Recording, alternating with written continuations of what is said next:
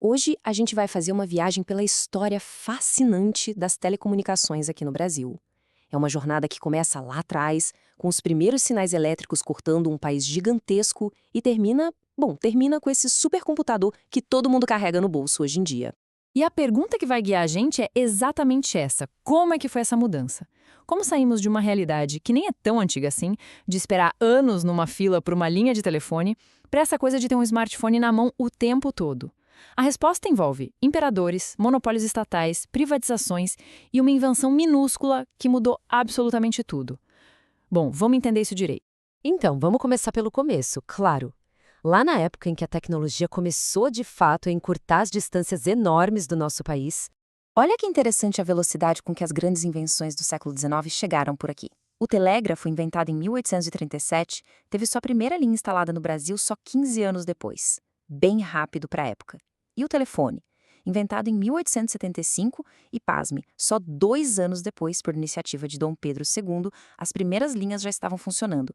Ligavam o Palácio Imperial às casas dos ministros, lá no Rio. Era a tecnologia de ponta da época, chegando quase em tempo real. Ok, esses primeiros passos foram todos no mundo analógico.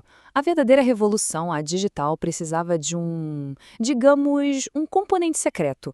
Um cérebro que ia permitir que tudo ficasse menor e muito, mas muito mais potente. O grande problema, o gargalo tecnológico da primeira metade do século XX, eram as válvulas. Sabe, foram elas que permitiram os primeiros computadores, mas elas eram enormes, super frágeis e, nossa, consumiam uma energia absurda. O progresso estava meio que amarrado por causa delas. E aí, em 1947, nos laboratórios Bell, surge o nosso herói oculto da história, o transistor. A diferença é gritante, né? A gente saiu de um componente grande, que esquentava, quebrava fácil, para algo minúsculo, durável e super confiável. Foi essa invenção que literalmente abriu as portas para a eletrônica que a gente conhece hoje. E só para ter uma ideia da escala dessa revolução, o primeiro transistor cabia na palma da mão.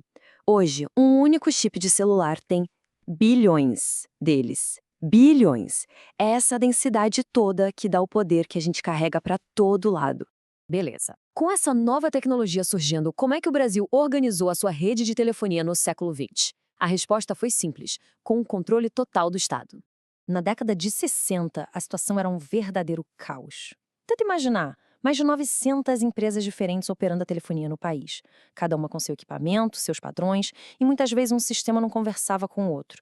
Ligar de uma cidade para outra podia ser uma aventura. E claro, várias partes do Brasil estavam simplesmente apagadas do mapa da comunicação. A solução do governo militar, então, foi criar a Telebrás em 1972. Era uma holding estatal com uma missão bem clara: unificar, padronizar e expandir a rede de telefones sobre um monopólio do Estado. O objetivo era nobre, integrar o país. E por um bom tempo, o modelo até que funcionou, expandindo bastante a infraestrutura. Só que o setor de telecomunicações evolui numa velocidade absurda. E aquele modelo estatal começou a dar sinais de cansaço, o que levou o Brasil para uma das maiores transformações nesse setor em todo o mundo. Então, o ponto central é esse aqui. Como resume a citação, a tecnologia avançava muito rápido e pedia investimentos gigantescos o tempo todo.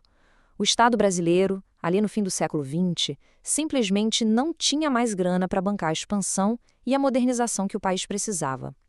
A demanda era enorme. A solução que se apresentou na época foi a privatização. E os resultados, em termos de acesso, foram impressionantes. Dá uma olhada nos números da telefonia fixa. Em 1998, antes da privatização total, o Brasil tinha uns 22 milhões de linhas. Apenas 3 anos depois, esse número mais do que dobrou, pulando para quase 48 milhões. A famosa fila do telefone finalmente começou a andar. Agora, na telefonia móvel, a explosão foi ainda mais maluca. A gente saiu de 4,6 milhões de linhas em 97 para 27 milhões em 2001. É um crescimento de quase 500% em 4 anos. A privatização meio que destravou o mercado e a concorrência fez o acesso ao celular disparar. Mas essa expansão toda teve um custo, e ele foi parar no bolso do consumidor. Aqui a gente vê o outro lado da moeda. Entre 99 e 2002, a assinatura residencial subiu mais de 88%. Os serviços locais, quase 50%. Ou seja, o acesso ficou muito mais fácil, sim, mas também ficou mais caro na maioria dos serviços. Isso é um reflexo do fim dos subsídios da era estatal. A única exceção curiosa foi a ligação de longa distância internacional, que ficou mais barata. E assim a gente chega ao legado de toda essa jornada. E, claro, começa a olhar para o que vem pela frente. E isso tudo deixa a gente com uma pergunta no ar. A batalha pelo acesso, pela instalação de linhas, de antenas, parece que foi vencida. A infraestrutura básica está aí. E agora? Com essa base sólida, para onde a gente vai? A próxima grande revolução vai ser na velocidade do 5G? Na internet das coisas? Na inteligência artificial espalhada por tudo? Bom, a história continua sendo escrita. Obrigado por acompanhar a gente nessa análise.